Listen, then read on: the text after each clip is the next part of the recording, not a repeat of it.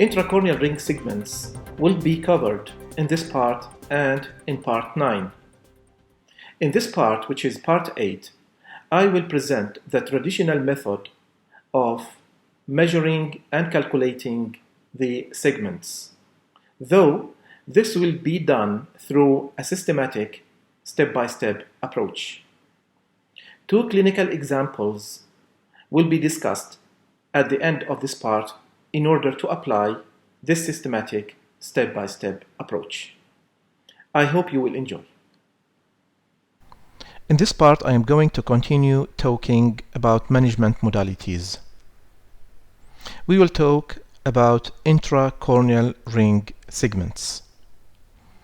There are three types of intracorneal ring segments: Ferrara ring, Keratoconus ring, and intacs. Actually, the design of Ferrara ring and Keratoconus ring is just the same, but they are different in their nomograms, while intacs has a different design and different nomogram. Now, because I am expert in Keratoconus ring, I am going to talk about Keratoconus ring.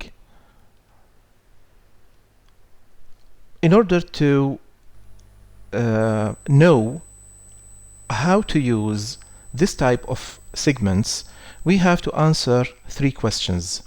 The first one is it indicated? The second one is how to calculate it, and the third one is where to implant it. We will start with the first question: is it indicated? In order to understand or to answer this question, we have to understand about its mechanism of action. We have to know the conditions and the contra-indications. Starting with the mechanism of action, according to Barker law, if we want to flatten the center of the cornea, we have to add something to the periphery of the cornea. Each segment has a diameter and has a thickness. The smaller the diameter, the greater the correction, and this is true in terms of astigmatic correction.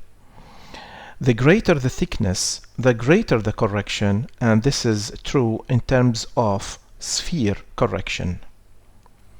When we implant the segments, we implant them parallel to the steep axis in order to flatten the steep axis and to steepen the flat axis and to reach a neutral midway point in order to treat the sphere and the astigmatism, but mainly the astigmatism.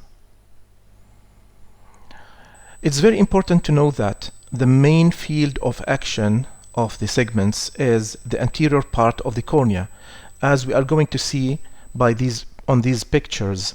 This is pre-op, this is post-op sagittal curvature, anterior sagittal curvature maps, and this is the difference map. You can see the big change on the anterior surface, while if we take the same cornea and look at the posterior sagittal curvature map, we will find that there were no changes. This is the pre-op, this is post-op, and this is the difference map. In order to use the segments, the thinnest location should be at least 400 microns.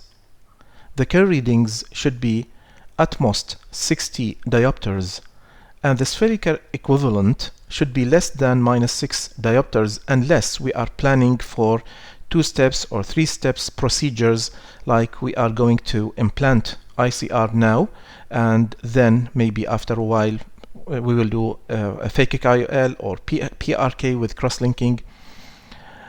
Visual acuity should be good, the potential visual acuity, or at least 2 lines of difference should be between corrected and uncorrected visual acuity in order to deserve this intervention.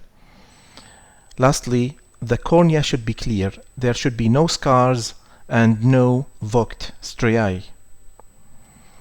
Intracorneal segments should be or are contraindicated in high visual expectations uncontrolled autoimmune vascular diseases, pregnancy, and continuous eye rubbing. In addition, we can implant the segments when we have a nipple cone, an oval cone, but of course we cannot do this when the cornea is keratoglobus. The second question is how to calculate it. I'm going to talk about keratoring.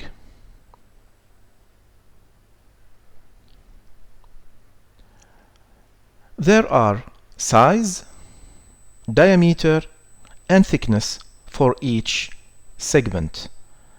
In terms of the size, the sizes available of keratoring are the 90 degree, the 120 degree, the 160 degree, and 210 degrees.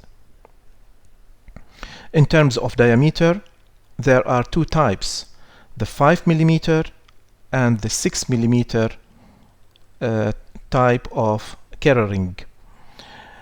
The sizes of the 5 mm are just the same of 6 mm, except for the 160, which is for the 5 mm, it is 150 for the 6 mm. Regarding the thickness, there are different thickness of the segments, starting from 150 microns, increasing by 50 micron increments until 350 microns. Now, in this video, I am going to explain and discuss the traditional method of measuring and implantation of the keratoring. This method is widely used by doctors and it is recommended by the manufacturer of keratoring. But in video or part number 9, I will present my own customized method. So if we want to calculate the size, diameter, and the thickness, we have to determine the refractive error, myopic pupil, and which nomogram to go for. Starting with the refractive error, we have to measure the subjective refractive error, the manifest refraction, manifest sphere, and manifest astigmatism. We should not depend on the autoref or the cycloplegic. The best way to measure the myopic pupil is the pupillometry, but if it is not available, we can see the number displayed on the pentacam or other topographers, the pupil diameter. And we have to be sure that we have taken the capture in myopic illumination, otherwise the number displayed is the scotopic one.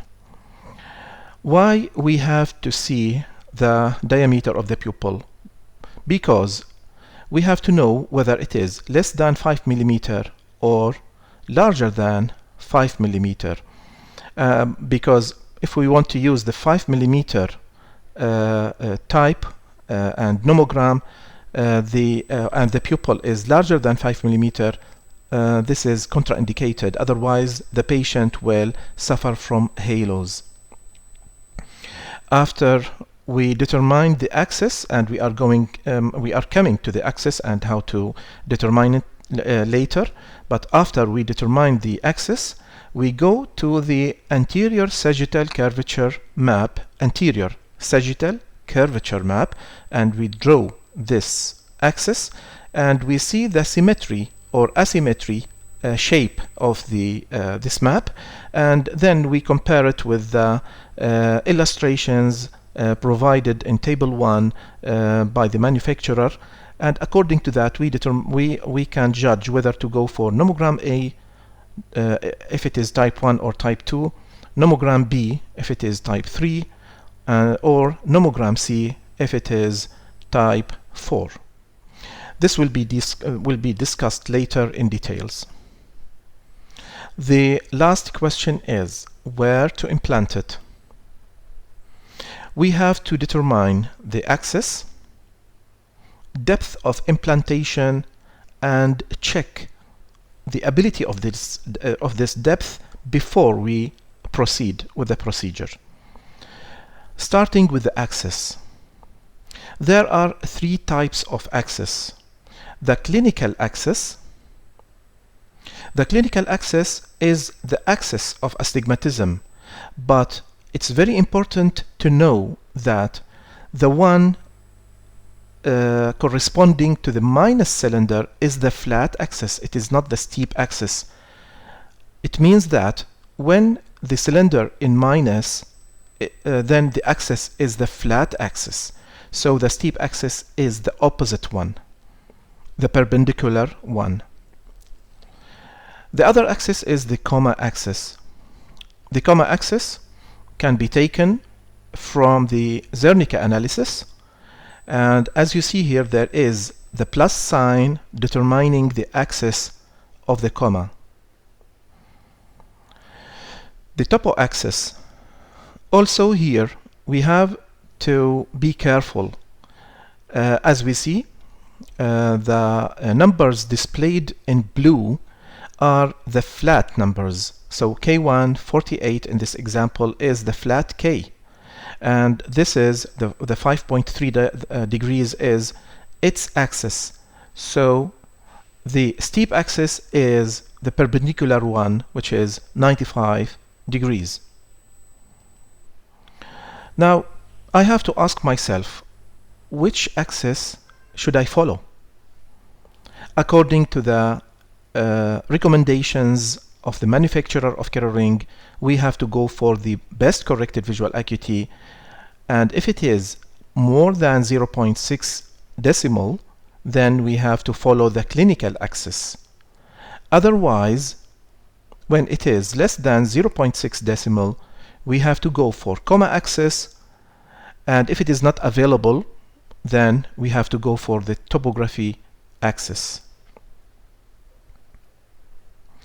After we determine the axis, either the clinical, the topographical, or the comma axis, we go to the sagittal curvature map and draw this axis on this map to study the shape of asymmetry, and according to that we can judge which type is it and which nomogram to follow.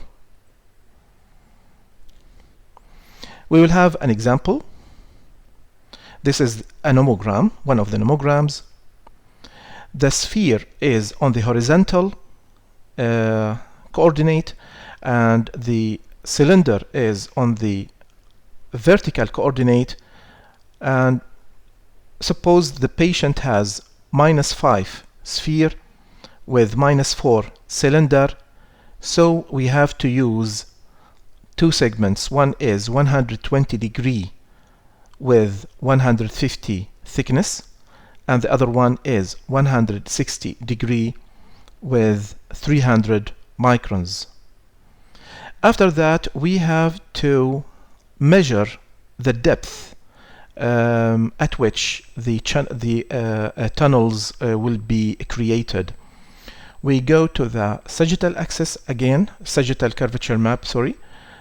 We draw the line, and we do the same for the thickness map. After that, we see the port or the incision location, and we measure the thickness by multiplying the thinnest location by 80%. So the depth of this incision will be 375 microns. Lastly, we have to check the ability of depth. So we have to measure or to see the average thickness, or the least thickness on the passage of the tunnel, the proposed tunnel, and we have to go for the table called corneal pachymetry safety limits reference table, provided also by the manufacturer, and look for the numbers. Now, suppose the segments that should be implanted are 250 micron thickness. So the least amount of thickness of the cornea along the passage should be 420 micron. So the least amount. Now, suppose the cornea is thinner than this, thinner than 420 microns. In this case, either we reduce the thickness of the segment if we are using the 5 millimeter segments, but in this case we are reducing also the power of these segments, or we go for the 6 millimeter type because they are implanted a bit away from the center at the periphery of the cornea, where the cornea is supposed to be thicker. Now, when shall I go for 6 millimeter nomogram? Usually we go for 5 millimeter, but before I discuss when to go for 6 millimeter nomogram, we have to know that the 6 millimeter nomogram is just the same 5 millimeter nomogram. There are no nomograms just for 6 millimeter and others for 5 millimeter. It is just the same nomogram. But first we go for the 5 millimeter nomogram, and if we want to switch to 6 millimeter type, we have to add to the segment thickness 50 microns, and if the segment arc is 160, then we have to use, instead of it, 150.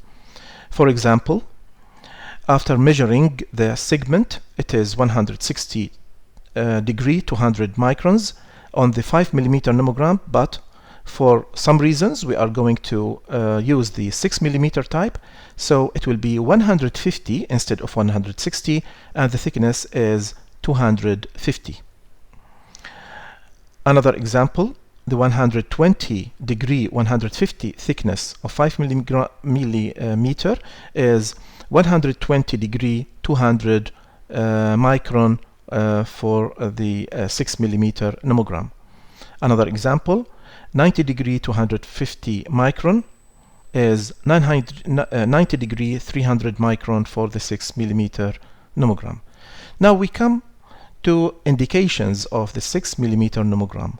We use the 6 millimeter nomogram when the mesopic pupil is larger than 5 millimeter. In this case, we must not use the 5 millimeter type.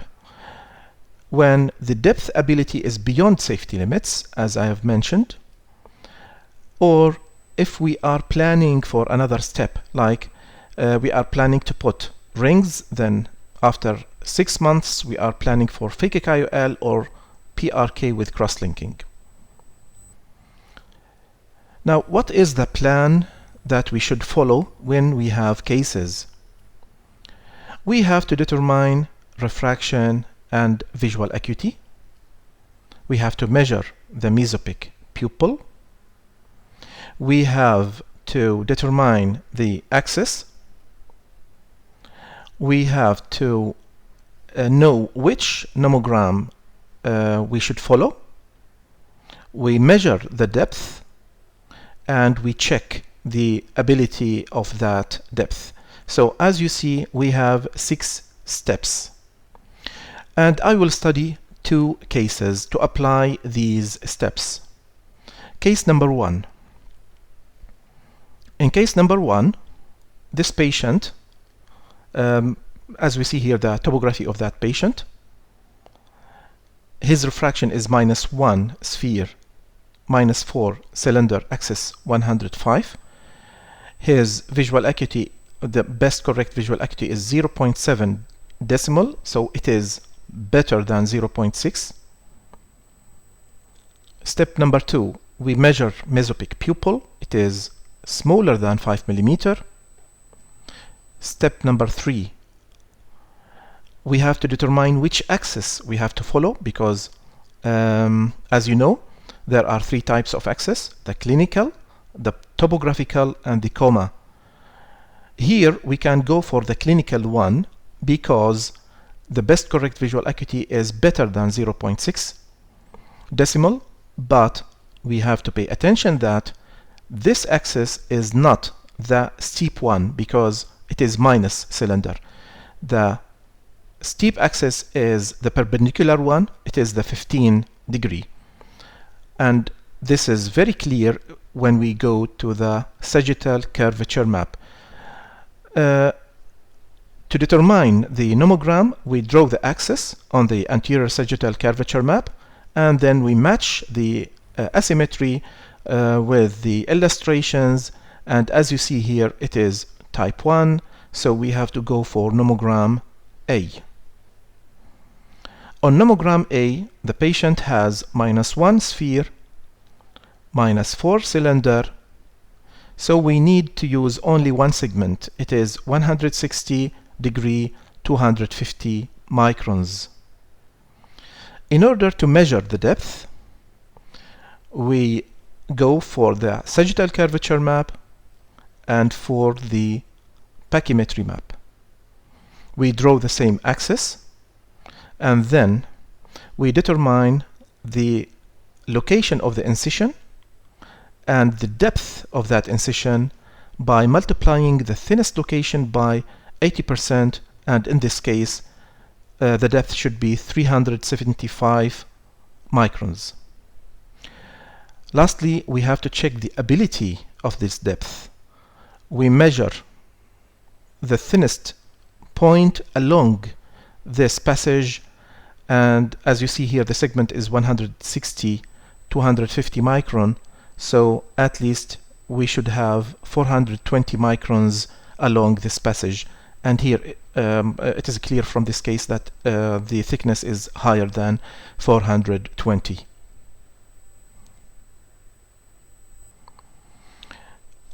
So the measures in this case are we have to use type 5 millimeter left eye, only one segment, which is inferotemporal. The measurements are 160 degree 250 microns. The axis is 15 degree and the depth is 375 micron. We have to have such a paper in front of us, and we have to draw an illustration on the curvature map in order to be sure that we are going to implant the segment during the surgery correctly. Otherwise, we may go for some mistakes, like we may use the superior segments instead of inferior segments, and vice versa. Sometimes we flip the axis, we may use the perpendicular one, and so on. Case number 2. The patient has this topography. He has a keratoconus. The first step is refraction and visual acuity. The patient has -3 diopters sphere, -5 diopters cylinder, but the corrected visual acuity is less than 0.6 decimal. The second step is measuring the mesopic pupil. Here it is less than 5 millimeter. We have to determine the axis. This is the flat axis, so the steep axis is 95, and we can see that also by topography, but because the best correct visual acuity is less than 0.6, then we have to go according to the recommendations of the manufacturer. We have to go for the comma axis, which is here 75. After that, we have to know which nomogram to go for. We have to draw the axis, which is 75, on the anterior sagittal curvature map and match the asymmetry, type or shape with the illustrations provided by the manufacturer in table 1, and according to that we can say that we have to use in this case nomogram C. This is nomogram C. The patient has -3 diopters sphere and -5 diopter cylinder, so we have to use 2 segments each one is 160 degrees to 150 microns. We have to determine or to measure the depth of the incision. We go for the anterior sagittal map again, and we draw the same axis on the pachymetry map, and after that we decide the location of the incision, which is superior, usually is superior, and we can measure the depth of the tunnels or the incisions, the incision, by multiplying the thinnest location by 80%, and in this case we have 381 micron. Lastly, we have to check the ability of depth. We have two segments, both are 250 microns. 250 microns, then we have to check that the thinnest point along the passage should be more than 420 microns. Otherwise, we have to either reduce by 50 microns or to go for the 6 millimeter nomogram. So the measures in this case are type 5 millimeter, right eye, two segments. One is superior temporal and the other one is inferior nasal, both of same measurements, 160 degree, 250 microns. The axis is 75 degree and the depth is 381 microns. So to sum up, the plan in the traditional way is to determine the refraction and visual acuity, to measure the mesopic pupil, to determine the axis, to know which nomogram to go for, to measure the depth, and to check the ability of that depth. Thank you very much. This is the end of part 8. Thank you for listening. In the coming part number 9, I will discuss my customized method in the calculation and measurements, and I will present why I'm using my own method. Goodbye.